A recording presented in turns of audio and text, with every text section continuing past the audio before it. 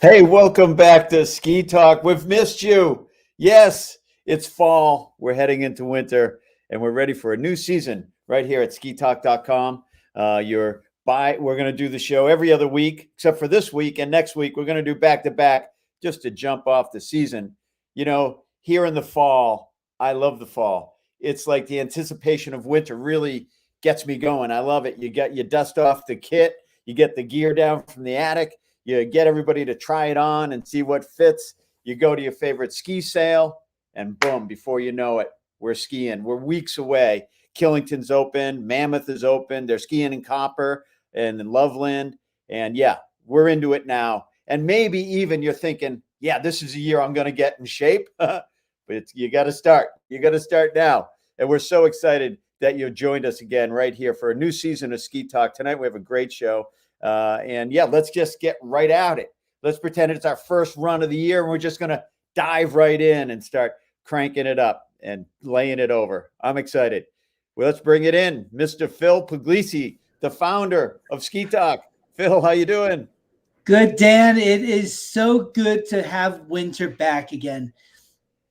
Oh man, it's like it's like the longer August is, like you get later into August and you're just kind of twitching, and then September comes, it's a blur, and then boom, it happens, right? Yeah. I think August was 84 days this year. And tell me what's an off season look like for Phil? What's your training regimen? What do you do? Did a lot of mountain biking this summer, which was nice. I mean, we're right here at the base of Peavine Mountain, and right outside of our house, we can just hit up and take the e-bike out and crank out 20, 30 miles a day and come back in and just get online again. I mean, a lot of work over the summertime as far as getting our product reviews up and getting them live on the site. And I mean, we're busy year round. I mean, our traffic has been up in the summertime, so we're really excited as far as the engagement on Ski Talk. Yeah, it's crazy. Just looking at your site, it's always stuff happening and the reviews are kicking in and you've got the contest. Help us about the contest. What's happening with that? I'll tell you, we started this last year. And again, the COVID year gave us really a chance to experiment with a lot of things. So with the contest, we started out last year, got a few out there, got people really excited.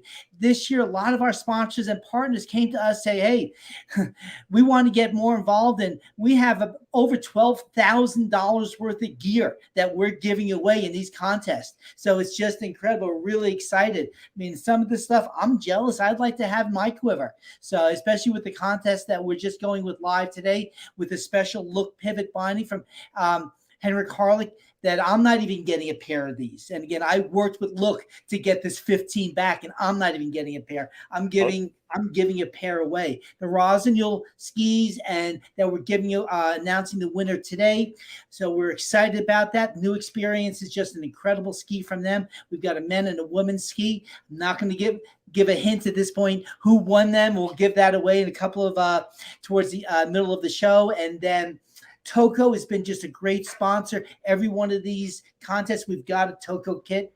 So we've got a winner there. And Ski Essentials back in the East Coast, they're based in Stowe, Vermont. We have a $500 gift certificate for Ski Essentials. So, I mean, there's a lot that we're giving away in these contests, and that's just this one. And we've got more coming down the road.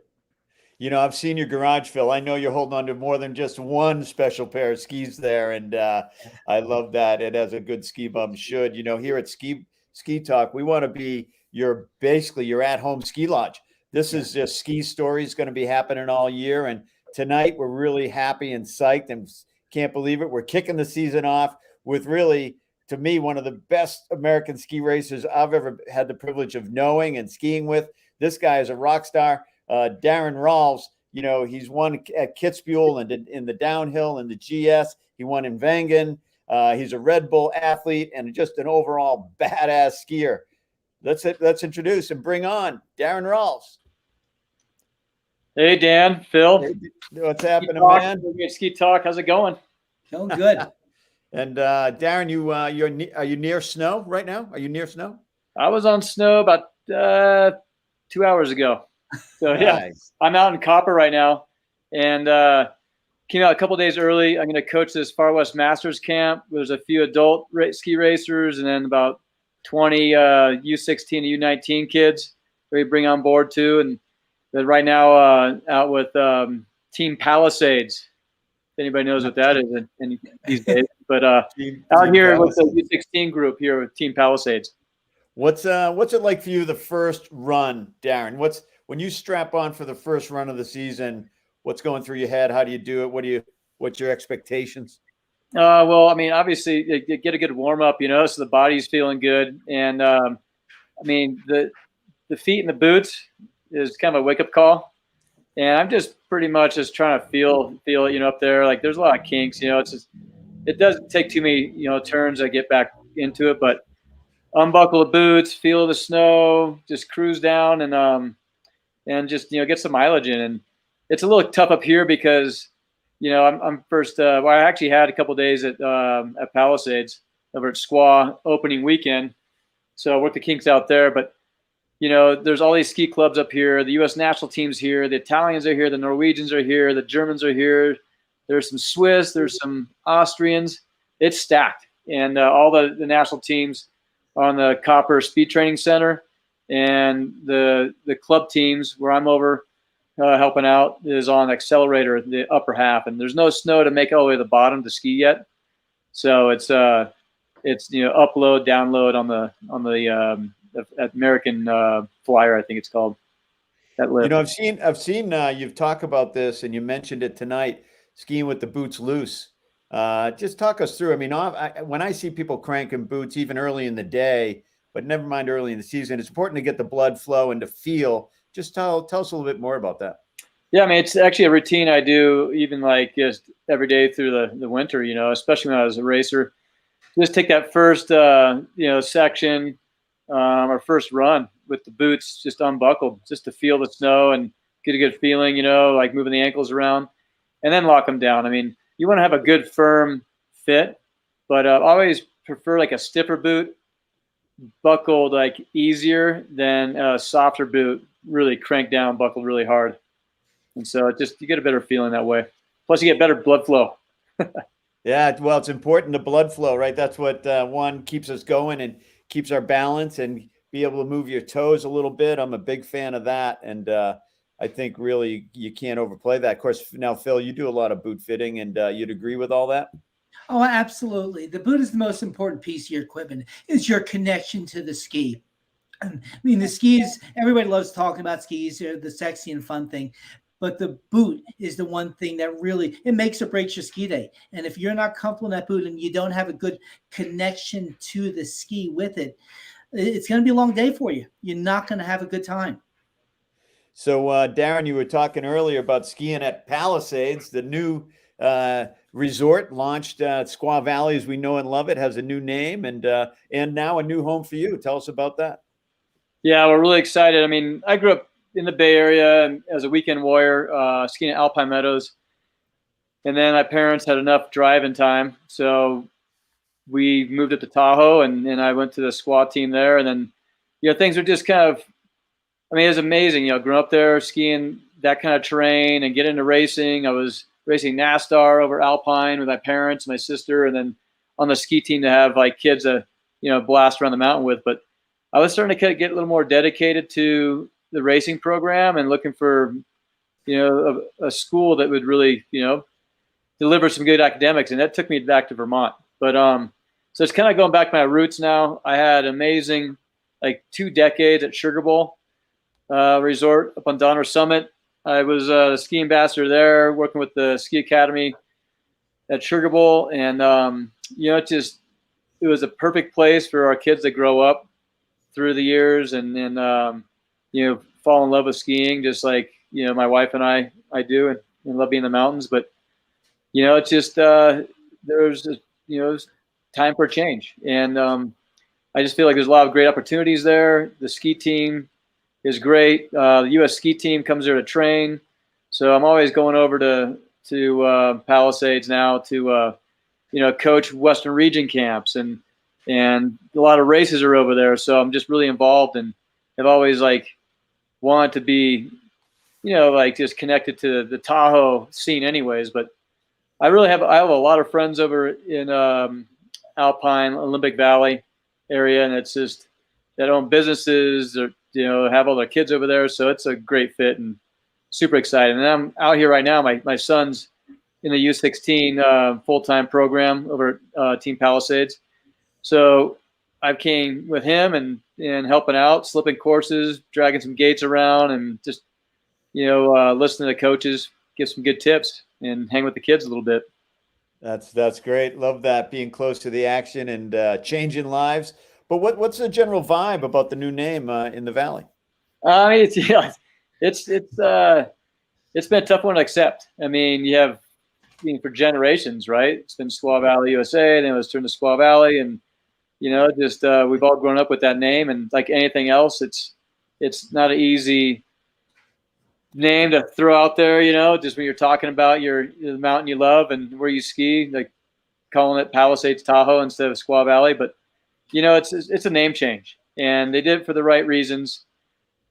It hasn't changed, the vibe hasn't changed, the resort, the terrain. It's the same old mountain and people, and it's just, we're still having an amazing time over there. And I tell you, it was incredible skiing. There we go. Like I saw. Yeah, Phil, myself, Errol, Tricia, and I can't remember who the one at the very end is, but that was at Shirley Express on Halloween weekend. And it was like spring skiing, but it was a little dicey, huh, Phil? I mean, we had a good time. Yeah, it was a lot of surviving along with the skiing. Yeah.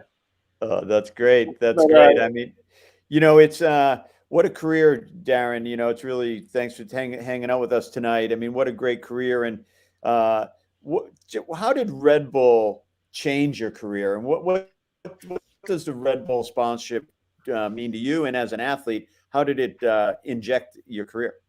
Yeah, well, I'm going to take one quick step back, Dan, and just share this photo. That was sick. October 26th. That was a couple days before we were skiing at Palisades.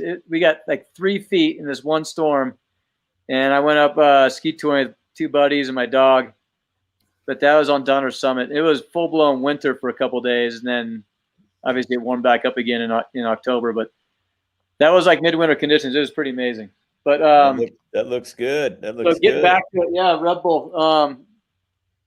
This is a brand that I was like just always interested in my early years ski racing, when they were starting to get into a lot of extreme sports. And a good buddy of mine, Shane McConkey, was a skier for Red Bull, and they weren't too interested in the ski racing as a sport because it was too regimented, and it was just too like robotic, really. Like what they saw is like the way the Austrians, the Swiss do things, and all they do is like train, ski. And I think I brought something else to the table. As a ski racer, I rode dirt bikes. I was a jet skier, a little more kind of on that edge a little bit.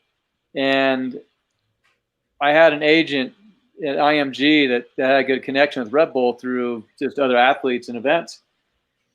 And it worked out where I got a water bottle and the can for interviews, but I really wanted a helmet. I'm going to be a full-blown athlete. And no one on the Austrian team where Red Bull's from could land them. And they said basically, all right, we like what you're doing. If you win Kitzbühel, it's on. And that next year it happened. So I was the first ski racer to bring Red Bull to the sport.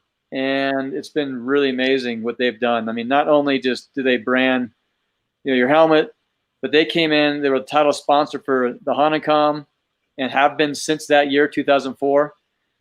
They helped me in so many different ways with physical training, putting together a program, which I kind of like blended my US ski team program and the Red Bull program to kind of like follow through my last 3 seasons of ski racing. And there's one other thing. I was really interested in motocross, which I mentioned, and I was hanging out with Ricky Carmichael, like the GOAT, they call him, the greatest of all time.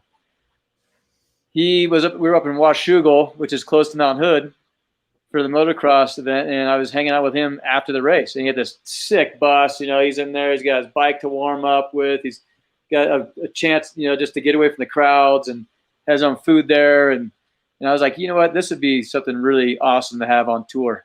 And Bodie and I talked about it, and he actually he did it, went for it with a little RV. and made it happen. And it was kind of like a trial run, really. And then I went to Red Bull and said, hey, this is something that's going to help me quite a bit, because I'm on the road 3.5 months over in Europe, and going hotel to hotel, it's tough. So I pretty much explained the advantages of how that would like help me out. And next year I showed up to Europe, and I had this rock star bus, this big black bus that they basically like, I mean, all the top rock stars that go over to Europe from the U.S.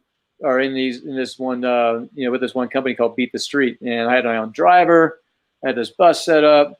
My wife came over, brought the dog, and it was really cool. I had friends that would stay in the bus if I was staying in the hotel, team hotel, or just a place to get out and relax. I had a bike in there, oxygen tank to do recovery, food, watch like some training, or some pre-race stuff that's going on, like football does over here with pre-race, just trying to get amped up, for the events. And so, and to this day, I'm locked in. I still got to perform and step up and do things with the brand to retain my position, but it's been pretty amazing. So since 2004, I've been a Red Bull athlete, and still to this day, keeping it going. That's awesome. And I love how they support everybody. And now you just can't drop it that you won a Kitzbühel casually. I mean, that's a big deal. And one of the coolest things, right, is the gondola. Your name's on a gondola. Tell us about that. Yeah, they just basically try to cement those that win, in time, in the history books. And the way they do it there in Kitzbühel is, the winner, I mean, you could win the downhill, win the combine, or win, Super G, slalom. So there's quite a few gondolas with names on, but it's cool. I mean, and if I won the downhill 03, then I won the Super G in 04. And so they just add to the sticker, right? And so there's a sticker inside, and it has the stats.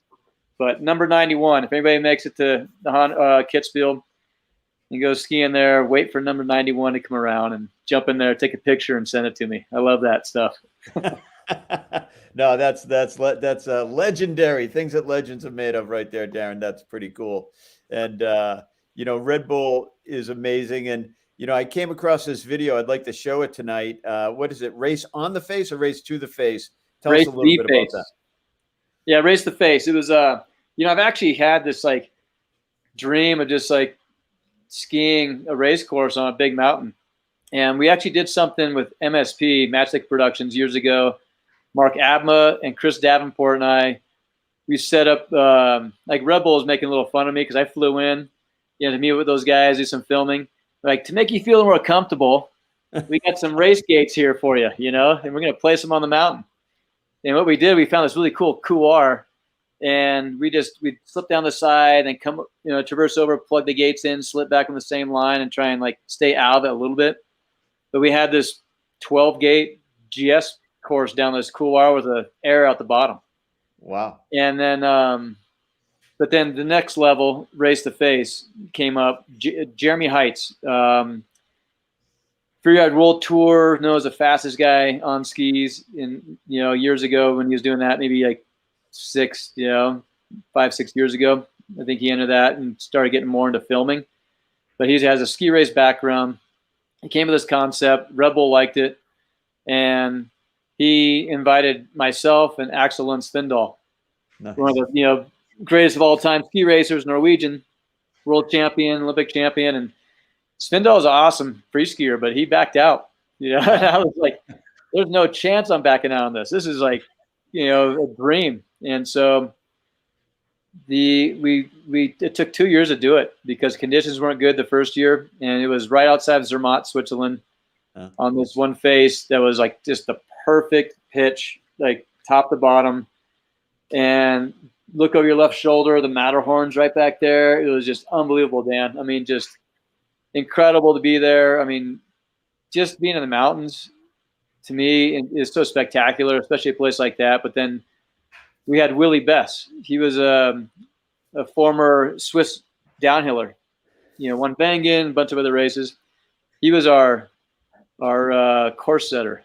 Oh. So he actually, we had him on rappel, and he went down with some bundle of gates, another guide, and they were like just drilling for about 5 minutes each hole because it's solid ice, glacial ice, and they plugged these gates in. And our plan was to wait till we got a refresh, like a storm. And 8 days later, we got really lucky. We had a perfect storm that came in. This is late May. We actually did it June 2nd. Wow. It was the actual day we did this race. And it looked to be untouched. It was amazing. And we stayed up there. We slept overnight. We skinned up. We hiked straight up the mountain and earned our turns, Swiss style. Well, let's check this out. This is an awesome little film, and let's watch it.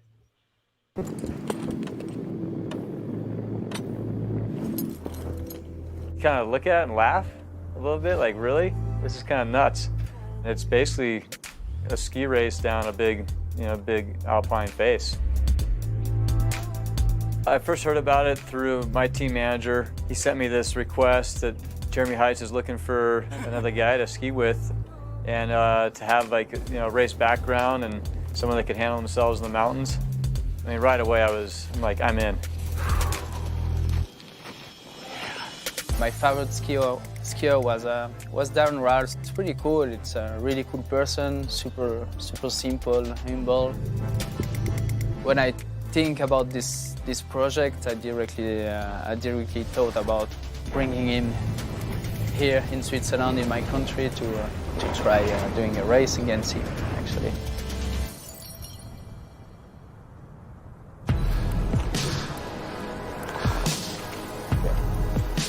It's been a project that's been tough to pull off because of the weather factors, the snow conditions. We've been waiting for over a month now to come out here and have the right window, but it takes a lot of the perfect snow conditions. It's basically a face with just ice on it, glacial ice, and it takes the right amount of the right quality of snow to stick to it.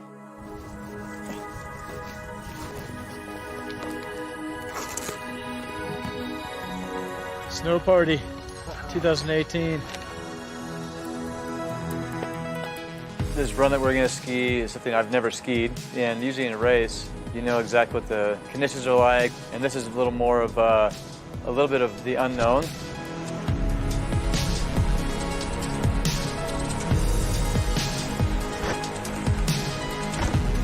Little nerves, huh? Yeah, my legs feel a little shaky right now.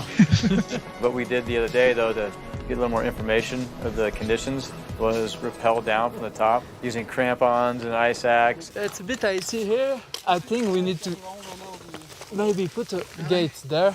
Let's check there.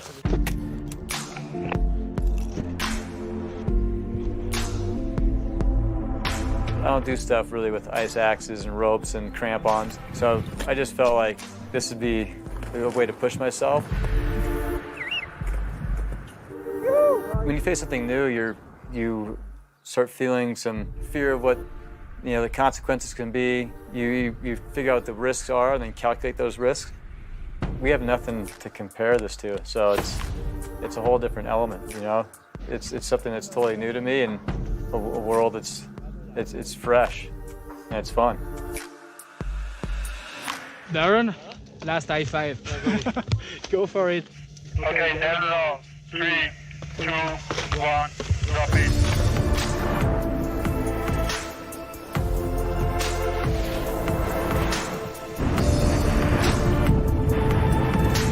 Both of us have experience on kind of both sides. Like Jeremy grew up as a ski racer at a younger age and got into the big mountains, and I've had this free ski kind of race background for a long time. I got into more of the free skiing side.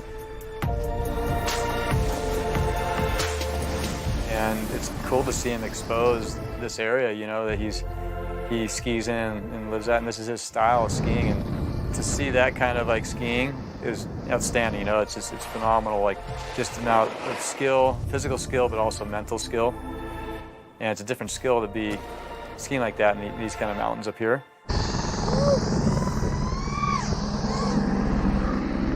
Whoa! Hey Jeremy, this is Daron at the bottom. Hey buddy, snow is very consistent. Definitely picks up some speed on the last 3 turns. Stay ahead of it, go crush it. Jeremy Heights will be ready. 3, 2, 1, Jeremy Heights.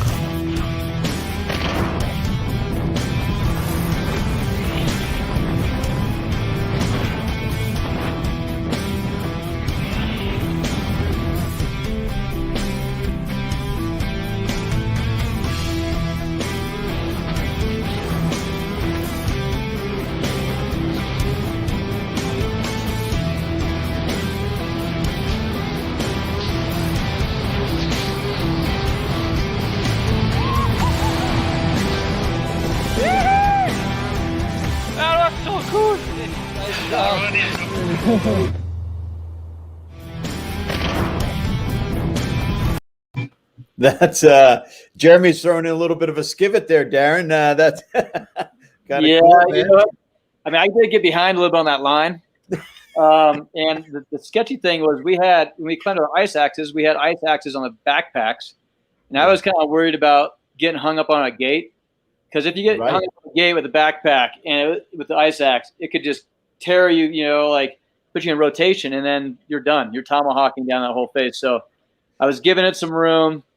Got kind of caught off guard by doing a late switch on one gate. I was pretty far off that, and so I rated up to Jeremy just to stay ahead of it. But as he was coming down, I could tell I was going to be a little faster because he was over skiing a little bit and trying to be maintain that like elevation on each turn.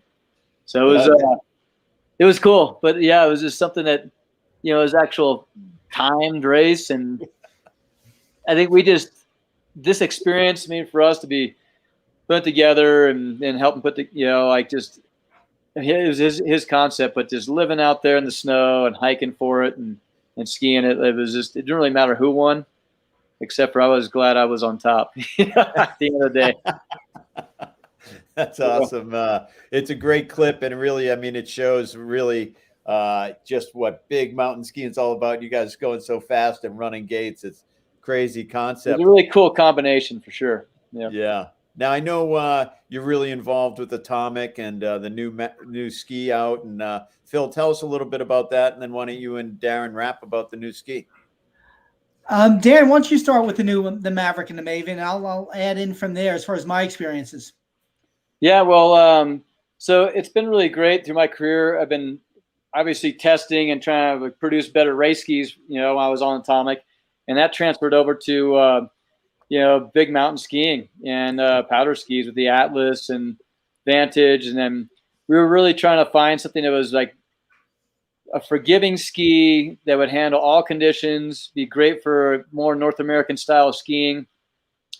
And it was a joint effort with a lot of like athletes and, shop retailers, everyday skiers.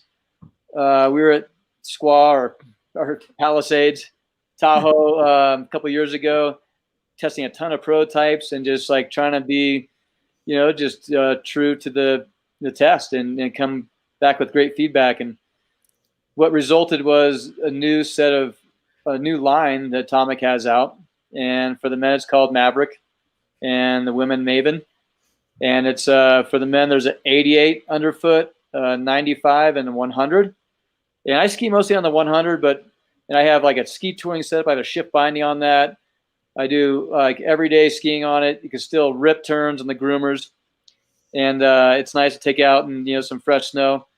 But the 88 is kind of my other ski I like to take out when I'm pretty much going to be on groomers for most of the day, and I just have a regular like STH binding there, just full resort ski. But I think they did a great job, and they did an early release last year and they couldn't keep on the shelf. So I know, and then here at SkiTalk, like Phil and Trisha put a lot of time into it as well. So it'd be interesting to hear your feedback too, Phil. Yeah, we got on these last year, and quite frankly, I didn't really expect to like this ski as much as I did. It was a bit of a surprise for us. It's a playful in a multitude of conditions and terrain, from groomers to off-piste to cut-up bumps, and even in 4, 6, 8 inches of powder. So they did a really good job there. I think the Backlens inspired tip, which has a nice taper to it, lightweight at the extremities, didn't get deflected at all, where some lightweight tips do. It holds the snow really nice. And I really like the overall shape of the ski. One of the things that Atomic does that a lot of manufacturers come short is they scale the sizing of the ski. So no matter what the size of the ski, and again, this is advertised as a 95 millimeter underfoot on the men's side, and that's what I have here behind us. Depending on the size of the ski, and that's in a 179, I believe. So, or sorry, 180. But if you go down to the shorter length of 172 and even to the 160 some, or to the longer lengths, they actually change the dimensions of the ski. So no matter what the size of the skier is, they get the same experience on the ski. And I think that's huge. So a lot of manufacturers, they concentrate on those core 1 or 2 sizes, and the bookend sizes really get the short end of the stick. But Atomic has always done a really good job of scaling the sizes of the skis. That's so it's really something, right? Because they're kind of everybody dreams of the one ski quiver, and they really went pretty far and wide with get people to test this ski, didn't they? Yeah, I mean, like you said, like we call it the quiver killer, right? Trying to have one ski that does it all. And I mean, if you ski a lot, like we do, there isn't one ski that does it all, but there's one ski you could be on probably 80% of the time. And for me, that's that 100 Maverick. And it's just playful. I've had actually, you could change the characteristic of how a ski feels by the tune as well. And I usually tune pretty aggressive, like 1 degree on the base and 3 degree on the sidewall. It's just what I have. The Psycho tools I use that put that edge on there, but I'll actually feather in a little like more bevel on the tip, just to kind of like have it a little more loose, and even on the tail too of the 88 especially. But yeah, it's just, I mean, we all ski for the feeling of something feels good, and when do you ever ski fresh tracks besides a couple of runs at a resort, or if you're doing backcountry? So you need to have a ski that's going to be able to handle fresh snow, crud, just like really hard pack. Thanks, Phil, for doing all the showing off the ski there. But the hard pack snow, and this is a really good all around ski, and I've been really stoked on it and been skiing on it. I mean, I've got a lot of days. I don't know how many days, but a bunch of days on it, and been having a ton of fun. And it's just what we're trying to do, and part of my job with these brands I work with is trying to make the experience better. And it's a constant constant work, and it's fun when things come together, and you got guys like Phil and his wife Trisha that have a smile on their face when they're skiing on them too, just like everybody else that grabs them out of the shop. So check them out if you can, and demo some, and yeah, I think you'll be really happy with them. I think it's a great concept, and we're going to show the product video. We don't show a lot of product videos on the show, but this one is kind of cool. So let's roll with that.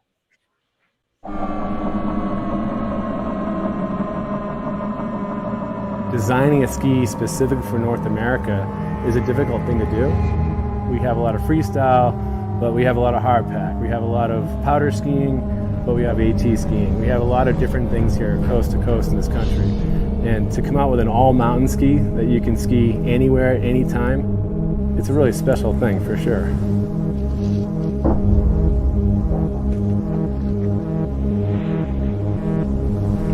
What being a North American skier means is that you're kind of doing everything over the course of a day, right? I would say North American skiing is a combo of off-piste and groomers. There's a bunch of cliffs to jump off of, trees. You might start in the morning on the corduroy, on some groomers, and then in the afternoon you might go up to the bowls and find some powder. I think it's all about skiing with your friends and having fun while cruising around the mountain. Here specifically in Colorado, we have the best of both worlds. We have hard snow, soft snow, light snow. Sometimes we'll get some heavy snow in the Front Range.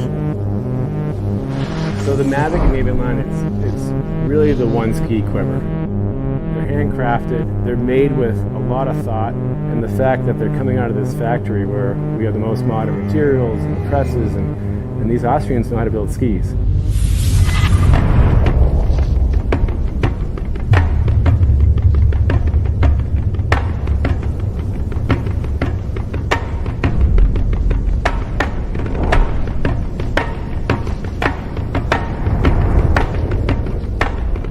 At Atomic here we make, since 6th year, I would say the best racing skis in the world.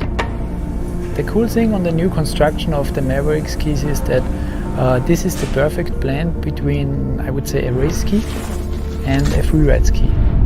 We have a popular wood core built in, the same wood core we use since years on our very successful Bench Shuttle 100. We reinforce the wood core with 2 layers of titanium to make sure when you're really skiing fast with the ski, you have a strong performance. So where can you use the ski? Everywhere. It's the one quiver.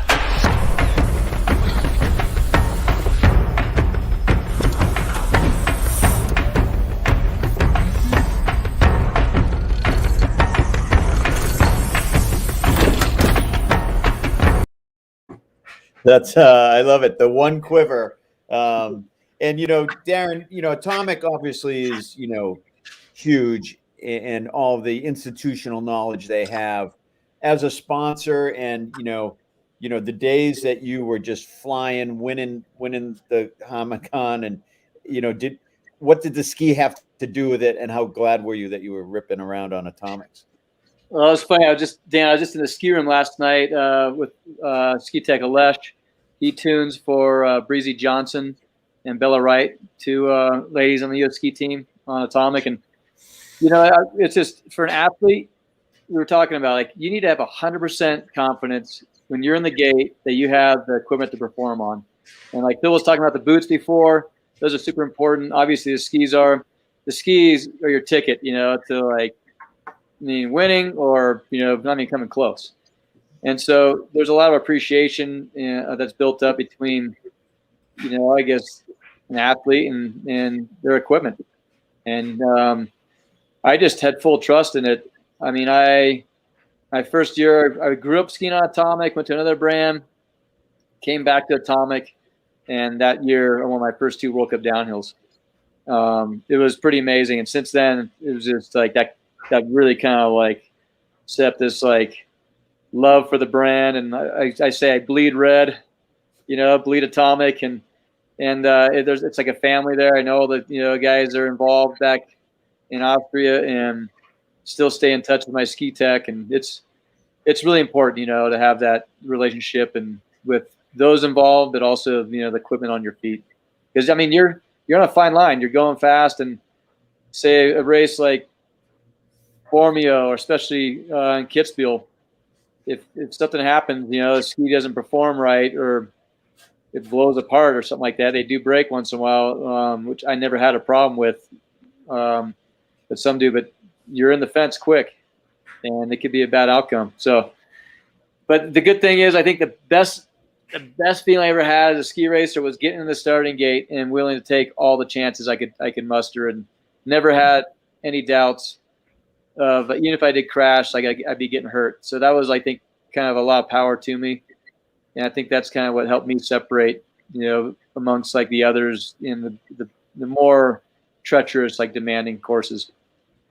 Yeah, I mean that's and I like all the things you're doing now. You're giving back with the manufacturers, working with the kids, and that whole side, the whole mental game of skiing is so huge. And I've watched all your ski tips when they get released on Ski Racing. I tune in and I see what you're up to. And how did that come about? I mean, was that just something you wanted to share all your knowledge with these ski tips, or what was the motivation there? Well, it was actually talking to Ski Racing Media about ways to kind of just help those in the sport. And obviously, I've accumulated so much knowledge and had help along the way too from other athletes, teammates of mine, and coaches. But if we could help fast track and help really kind of fine tune the direction for those that are coming up through all these programs now, why not? And it's a grind. It's tough. Ski racing is not easy, but when it does come together, it's the most amazing feeling. I mean, no one really knows what it's like in the U.S. until you go maybe to Beaver Creek or you go to Europe to see a race. But over there in Austria, Switzerland, it's just the next level, and it's really exciting. And I'm just really lucky to have the opportunity I did, and all things came together to perform well over there. That's awesome. Well, let's. I picked out the mental side because I'm on the mental side of skiing. I love it. So let's watch this ski tip by Daron on the mental game. The mental game. Hey, I'm Daron Rahlves of Ski Racing Tips, covering the mental game for ski racers.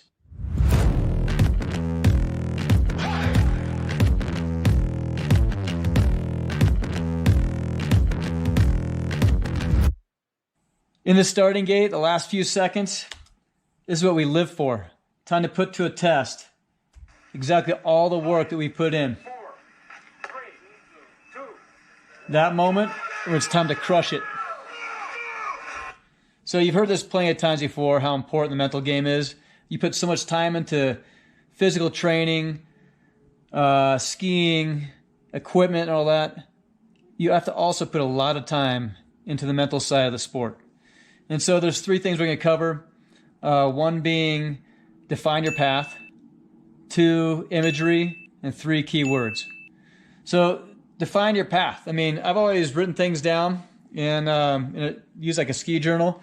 Here's my ski racing journal by Elite Team. There's tons of great information in there, stuff to kind of like get your mind processing things.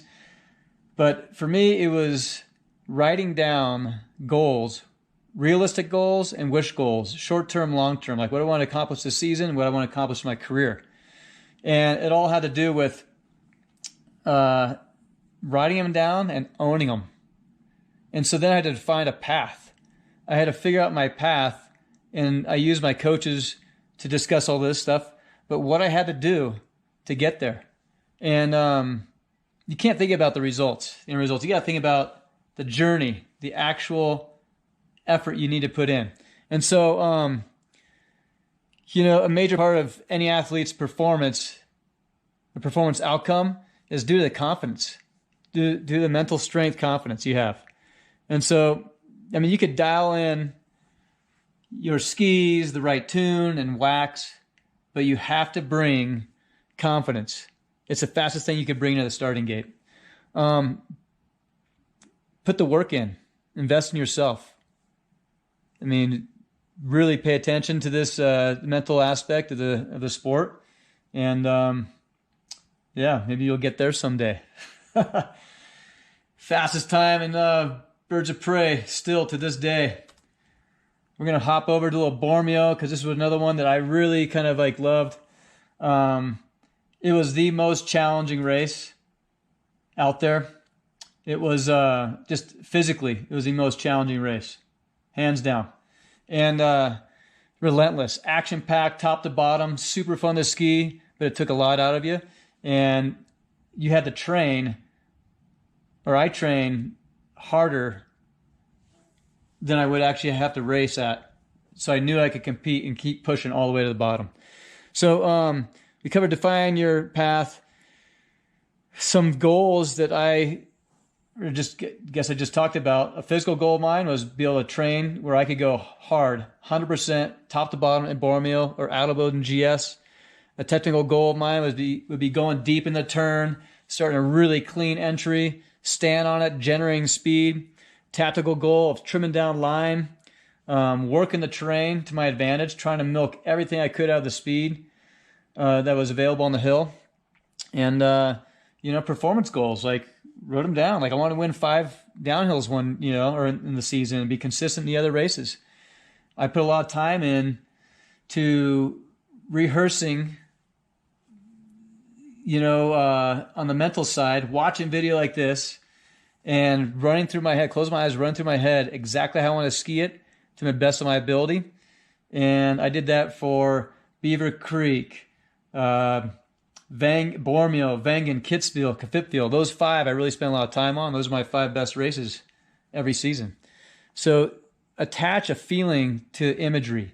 It's really important because you kind of really, you immerse yourself a little deeper and a little more in that moment.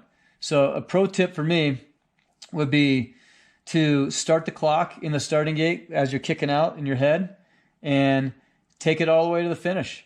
Like see how close you can be, as realistic as you can be, start to finish in your mind as you would actually be on the hill. And then keywords. Keywords are really important. I actually wrote "crush it" inside my helmet. So the last thing I'd see when I put my helmet on up at the start after warming up would be "crush it." And that was kind of keyword there. I use other keywords. I mean, from flat sections to steep pitches, say the flyaway at Beaver Creek into the brink, I would have like a keyword like "get it," like it's time to go. And the intensity had to ramp up from being really relaxed, gliding, to like all in on that one. Just make time to work on your mental game.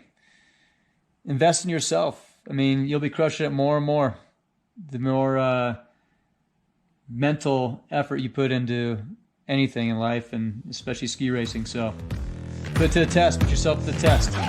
Get after it.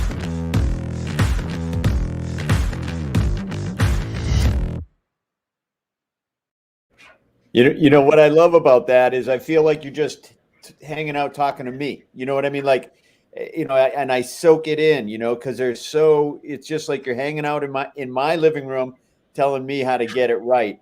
And, I love that idea of attaching emotion to the visual, right? And, and when we feel something, we can duplicate it. It's just so important, right? To get that so deep and ingrained. Yeah, I mean, to me, it's the feeling of like what it's like to like just come through this turn and through that air. I mean, you're running through your eyes the way you would see it. But if you're really connecting with like the snow and the feeling of the terrain, coming to a blind section, and all of a sudden it opens up. I mean, that's what it's like, when you're actually skiing it. So the more you rehearse that, the easier it gets. I mean, I guess maybe like an actor, they probably go through scenes over and over and over before they really, nail it. It's practice. I have a funny story actually at World Cup Finals. Didier Couch, one of my competitors. I mean, he's all-time Kitzbühel downhill winner. I mean, awesome guy. We would go hard at it on the hill and off the hill, the Londoner, after the downhill race in Kitzbühel. But I saw him doing his like imagery with his hands, and he's coming through this one turn and kind of like backing up and coming through the turn again, like like backing up. He kept screwing up this one turn in his head. And I kind of walked up right next to him. His eyes are still closed. I just like wait for him to open his eyes. I'm like, did you finally get it or what? Just trying to rub him a little bit. Just there's a little bit of a mental game. I wasn't too nasty, but it was kind of fun to push your competitors around a little bit on the mental side too, because that was a huge factor. And he is confident enough to be like, hell yeah, I just nailed it. Going to be doing that on the hill, same thing on the hill. So it's just. I think no one can dispute how important mental imagery is and mental confidence, and it goes so far, just feeling good too. I think for everyday skiers, just even like go through a run in your head, maybe go up to the mountain or on the chair for the first run, put yourself in that place, and it's going to help. It's going to help you feel more comfortable. Didier Couch, love that. My memory of Didier is at the Vancouver Olympics. It's chucking down rain. And there's Didier jogging in the pouring rain. And I'm like, that guy's a stud, like just so on it. Now, you've had this amazing career. You've hung out with, the legends, Askell and Didier. And now you've just been part of a movie about Franz Klammer. And, what was that all about? And what it feel like to kind of be the stunt double for that film? Yeah, that was a huge honor. I mean, Franz Klammer, I know him pretty well, actually. I'm lucky to hang out with him in Kitzbühel a few times. And for those that don't know, I mean, if you're watching this SkiTalk, you definitely probably know who Franz Klammer is, but he's got the most downhill World Cup wins at 25 wins. He basically put downhill on the map. In 1976, won the Olympic downhill gold outside of Innsbruck, Austria.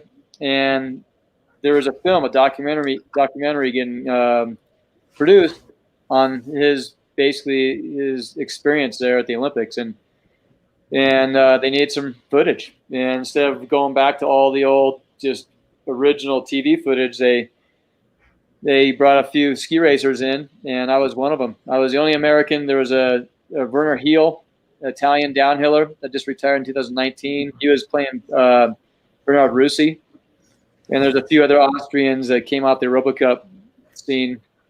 That we are all dressed up, looking like the old ski racers, and trying to, reenact like all the crazy moments there. And I mean, it was tough because I was having to play that, mind game a little bit of skiing on skinny skis in the old gear down this track and going climber style, which is like totally out of control, flying off terrain, just opening up on the tails, making mistakes left and right, and charging. It was awesome. We had the original downhill track. It was obviously prepped better because nowadays we have snowcats, but they had wood fencing. They had all the pine boughs lined up. They got extras in to play as fans. I mean, the wardrobes, everything were just like 1976, and it was one of the coolest experiences I've been involved in. And it's called Chasing the Line. And Chasing the Line just premiered in Vienna, Austria, October 26th. I was invited to go, but you saw how much snow we had in Tahoe, so I stayed home and That's a real ski bum right there. So let's before we show the teaser of the film, let's just recap Franz Klammer, and we've got a little clip of Franz throwing it down back in the day.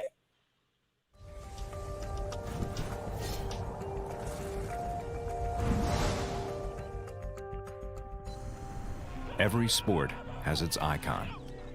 In alpine skiing, there has never been a more dominant or charismatic athlete than Franz Klammer. With 26 wins in the downhill, including a streak of 10 victories in a row and 5 World Cup downhill titles, Klammer is the greatest downhill skier of all time. Franz Klammer was the epitome of ski racing. He was the greatest, still is the greatest downhill racer ever. I wanted to be like him in every way. Klammer had the uncanny ability to find the thin line between success and failure, grab hold of it, and ride it at 80 miles per hour. To say Klammer was aggressive is an understatement.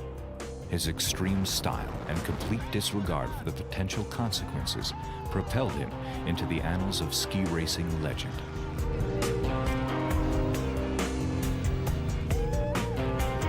I always had this feeling in the starting gate. I knew I will do it.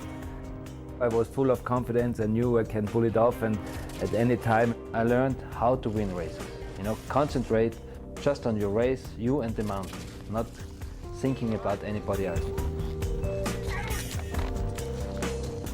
Franz Klammer is obviously a legend. You watch his races and you're just like, where did this guy, where did he come from? And he's just constantly making recoveries and he just exudes being right on the edge. I mean, that's kind of the reality of downhill, you got to be on the edge like that if you want to win. And he was crazy enough to do it and pulled it off time and time again. And that's what made him so great. Klammer, the Kaiser, he was named that the king because he strung up a bunch of wins in Kitzbühel. His performance in Kitzbühel was insane. It was, I think he won 4 times. Klammer did in fact win 4 times at Kitzbühel, including a string of 3 consecutive victories.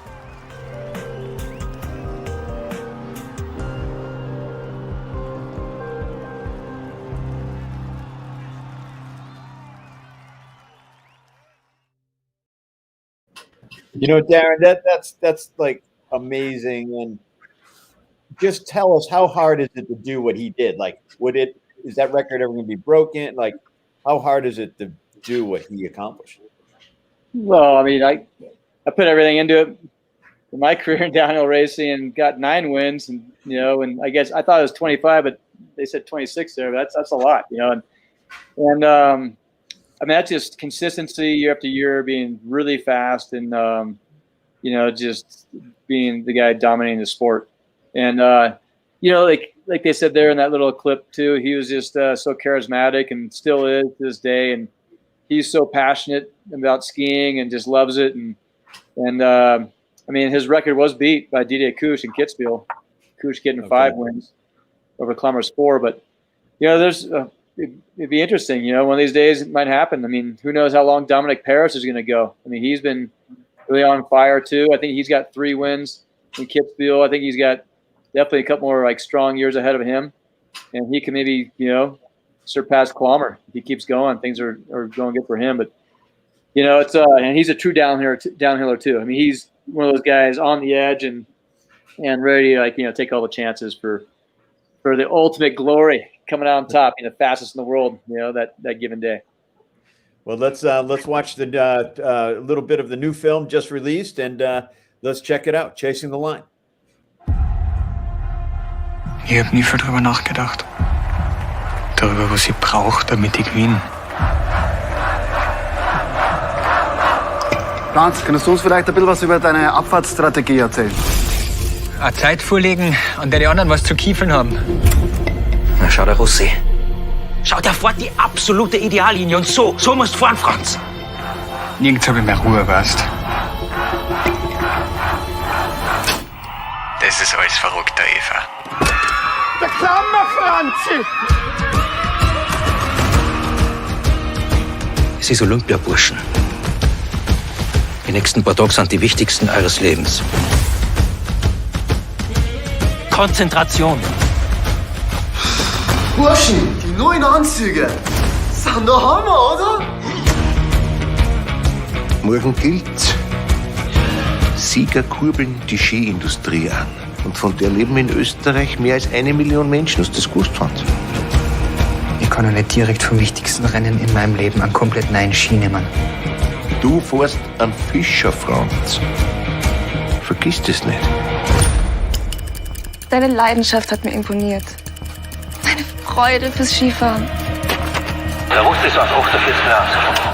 Das kann der Franz nicht mehr gewinnen. Das schneller zu fahren ist nicht möglich.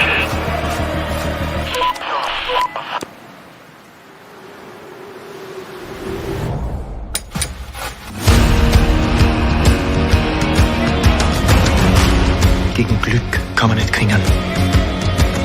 Sag ihnen alle in Auspuff. Das gibt's ja nicht.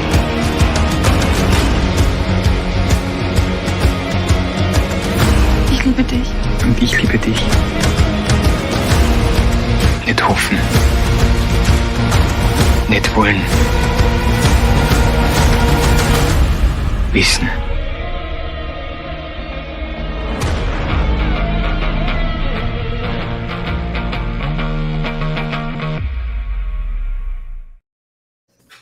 It's fun, man. It's fun. And you blew off the premiere to go powder skiing. That's justice right there. That's like right in line with all good skiers, man. I mean, I got the special link to watch. I haven't watched it yet, actually. I mean, I've been kind of waiting for a good time of, people, gather and check it out. But, just even if you don't understand German or you can think of a few words, it's still pretty exciting. Hopefully they have the subtitles there for everybody to follow along. But it was really cool to be part of it. And actually, we were Action Unit 2, or the Action Unit, which is Unit 2. And 7 days of filming. Some of the actors that you see in the film came into the hotel as well, and we got to hang out with those guys. And they're the kick. I had so much fun with those guys. And they had they built a start house for us to do all the filming out on the original start house location. But then they built another start off to the side, for those actors to get all the facial shots, this and that, all the kind of close-ups. But all the skiing footage you see of Klammer in the yellow suit, that was me and like 2 other guys. There's 3 of us because we had so many different angles to get. We had follow cams, I had a huge chest cam, we had drones and cable cams and phantom cameras, and it was just 7:15. We're on the hill. We'd be off the hill at 5 p.m. 7 days straight. So it was a lot of work and a lot of standing around, but we got some good fun skiing in too. That's awesome. And before we let you go, I know you've had a long day, Daron. We appreciate it. We got a question here from Scott online. He's asking how to get over the mental side of injuries. What do you tell somebody who's on the comeback? Yeah, Scott. Well, I mean, that's the hardest thing, really. I mean, physically, you come back and you might feel good, and it's just time, really. And going back to mental imagery. I mean, that's just like, practice, like for ski racers, we're going to practice like, skiing on our head with mental imagery and just go through the motions and just build the confidence of it. It's, it's slow going, but I mean, the serious injuries I've had is dislocated my hip a couple times, and it was just slowly kind of make progressive moves like every day on snow after I was feeling 100%. physically, and it just got better and better. And actually, I ran the Ryan Cochran Siegel RCS, arguably, right now our best downhiller. I mean, he won Borneo a couple of years ago. Had that crash in Kitzbühel where he broke his neck last year. He's doing great, and he's back on snow, and he was smiling and kind of like, I think it's just time, time just kind of like getting through it and being positive. Just little wins. Take those little wins, little steps, and you'll get back on track. That's it. Just take it easy and stay positive and keep the mental game going. Phil, we got some winners to our prizes here and our raffles and our giveaways. We do. Actually, one thing I do want to bring up here is, and like any guy, I forget anniversaries. And this week is our anniversary of launching SkiTalk.com. When we launched it as PugSki.com 6 years ago and switched and evolved over to SkiTalk last year. But yeah, this is going into our 7th year. Now, what was really cool, and this actually comes full circle, is having Daron here on the show. One of the first articles we did when we launched the site was actually with Daron when he signed on with Fly Low Clothing. We were at North Star one day skiing, and I get on a lift with Daron. It's myself, Daron, and this other gentleman gets on a lift with us. And this is kind of a 2-part story. But first of all, Daron says, "Hey, what are you working on?" I said, "Well, we're just launching a new site for new ski news and reviews and such." He says, "Well, I'm starting with a new company. If there's something we can do, let us know." So that's when we actually did a video production. Dory Bro was our videographer at the time, and we just did a great production for Fly Low. But that was really cool. But we're going up the lift. It's Daron, myself, and this other guys on the lift with us. And Daron is on, I believe, some GS skis at the time, and I forget what I was on. And the other guy was actually on a pair of Atomic Vantages. And this is going back 6 years, and they were probably about 95, 97 underfoot. He looks at his skis, looks at Daron's. He says, "Hey, you should try some of these wide skis. They're really good." And this is just a groomer Zoomer day. And Daron is being polite and a gentleman and a professional as he is. He says, "These are working pretty good today. I'm having a good time out there." And the guy says, no, seriously, these new wider skis are really good. I mean, that's an Atomic. This is an Atomic. And the ironic thing is the guy probably does not realize that Daron actually helped develop the ski. And Daron looks at me, I look at him, and we just smile, looking at each other. And this guy just goes on and on. "You need to try some of these wider skis," and just really pushing it. Daron, just being really polite. This, these are working pretty darn well. It's nice to be under the radar a little bit, and just kind of just keep picking away. Yep. Those are fun moments for sure.